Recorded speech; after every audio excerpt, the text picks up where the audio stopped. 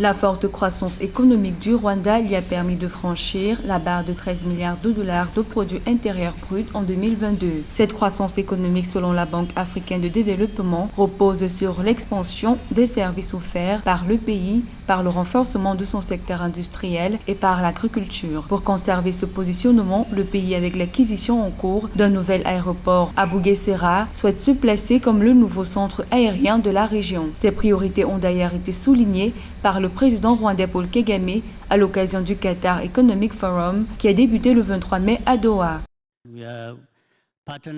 Nous collaborons dans le secteur aérien, mais nous investissons actuellement dans un aéroport. Le travail avance, nous avons déjà beaucoup accompli, nous essayons juste d'accélérer le travail pour pouvoir terminer le plus rapidement possible. D'après la Commission économique des Nations Unies, malgré ses dimensions et ses potentialités économiques, l'Afrique ne représente que 3% du trafic aérien mondial. La majorité de ce trafic est réalisée sur les liaisons intercontinentales. Ainsi, d'après les autorités rwandaises, une fois la construction de l'aéroport de Bugesera terminée, elle permettra d'augmenter le réseau de la compagnie RwandAir pour renforcer son attractivité dans la région.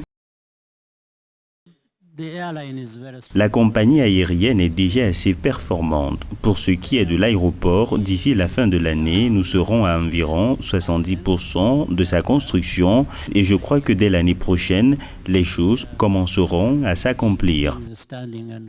Rappelons que la construction de l'aéroport de Bugesera a été lancée en 2017 et son plan des travaux a été modifié après des accords conclus en 2019 avec Qatar Airways, partenaire du projet de construction, avec une participation de 60% dans le nouvel aéroport ainsi que 49% dans la compagnie aérienne nationale RwandAir. Pour le Rwanda, cette alliance peut apporter à Qatar Airways une accessibilité sur le marché africain déjà couvert par RwandAir.